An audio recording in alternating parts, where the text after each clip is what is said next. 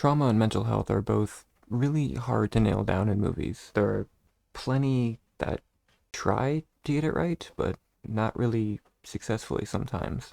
And there are the occasional case of, good ones. But I want to talk about one that really gets it right. That really hits the nail on the head and just really explores everything the right way.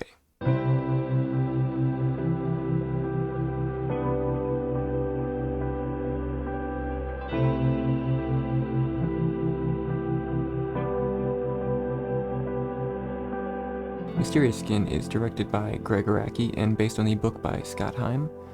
It centers around two young guys who both suffer from traumatic experiences at a young age, seemingly having nothing to do with each other. One involving sexual abuse, and then the other one involving potentially an alien abduction.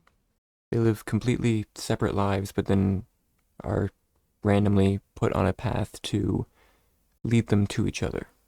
Normally, I would try to be more like jokey, keep some levity to this type of thing, but I don't think that's a very good idea here.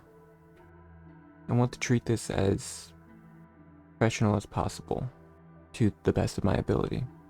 The film follows two different characters, Neil, played by Joseph Gordon-Levitt, and Brian, played by Brady Corbett. Neil's story is much more of the focus of the film, and is way more straightforward in terms of what's presented to you, while Brian's is a lot more complex and, well, mysterious. Neil was abused by his baseball coach when he was 9, but he has a hard time accepting that it wasn't just love. And years later, he uses that experience and those feelings to figure himself out and just keep soliciting himself to a lot of older men in his town.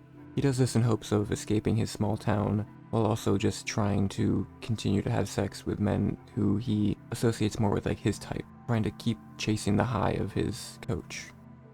It becomes a very unhealthy kind of obsession, kind of unhealthy routine. Routine is a better word. It's an unhealthy routine that he puts himself into that just keeps going, and he doesn't really try to get out of it at all. He's really just committed to just enjoying what he's doing and living with it. He eventually escapes his small town in Kansas and moves in with his friend Wendy in an apartment in New York, where he continues to chase after various men who are trying to engage with him in one way or another. Brian suffers from a lapse in memory, a 5-hour ordeal where he just has no memory of anything other than waking up in a crawl space near his house with a bloody nose. He believes he was taken by aliens, and he spends the rest of his life the rest of his time afterwards, up until this point, trying to find signs of aliens existing, and his mom is very supportive of that as well. He ends up finding this woman who claims that she was also, encountering aliens at one point or another, and they begin communicating and, just kind of interacting with each other more and more. As time goes on, he eventually befriends someone named Eric, who was one of Neil's friends growing up. They become very close, and that's when everything kind of gets put on a path to each other. Everything afterwards is a lot more complex, and this is kind of just like the basic setup for everything. I'm not going to get into too much spoilers because I want you to experience the movie if you haven't already. If you have, then you obviously know where everything is going, so I'm not going to try to nail the complexities of everything that happens after this point, but I recommend anyone new to check it out. I mean, that's kind of the point of this. This is a movie that deserves to be shared and experienced. It's not a good, feel-good movie. It's a very down, depressing atmosphere. It's a necessary watch in a way. This is a story that needs to be watched or read if you read the original book. I have yet to, but I'm gonna buy a copy soon. It's worth your time. It's very much worth your time. It's a truly like heartbreaking film that really cares a lot about its characters. Is really respectful. It doesn't judge any of the characters. Everyone is presented in a way where everyone is flawed, and it's more real that way. Brian's character especially is given a lot more care, I would say, because of his just kind of the pure innocence of who he is as a person and his experience. He's very just confused and wants to figure everything out. And it's really nice seeing that they don't really like fuck with him that much. Like everything is just more trying to help him, while Neil kind of gets stuck in his obsession and he's just trying to find more of a relationship like that he had with his coach. To him, it feels kind of like a lost love almost, like someone who got away from him. And we just follow his journey as he's trying to figure all that out too. He knows he's not doing the right thing, essentially. He knows he's doing something that's very unhealthy, but he's almost been conditioned to chase after that since he was a kid. His coach really making it difficult for him to get past everything because of how close they became.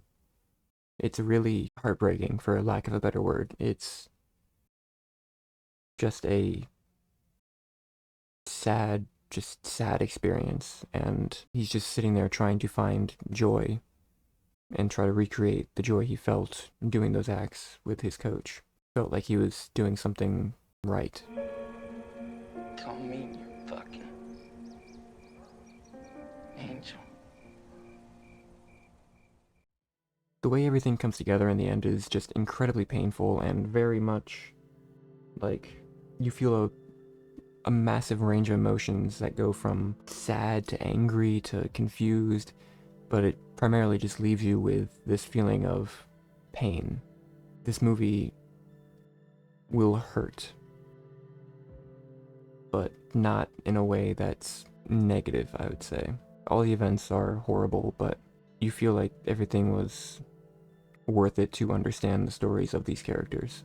You can never really prepare yourself for the ending of this movie. Even after a few rewatches, I've watched this a few times now, and it's almost become a comfort movie in some kind of weird, fucked up way.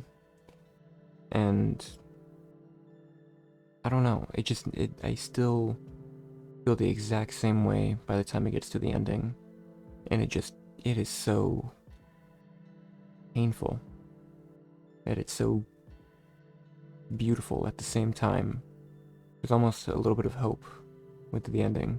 It puts everything together very carefully as it intercuts between two stories, and just, I don't know, it really deserves your attention though. It really comes together perfectly. As perfect as a story like this could be. The film completely destroyed me my first watch, and every watch after. The first time I watched it, I was just a crying mess, and I didn't want to move. It made my whole world different. Like, honestly, it changed a lot about me. This movie is really special. Gordon-Levitt and Corbett do such a great job bringing life to the characters, bringing these flaws without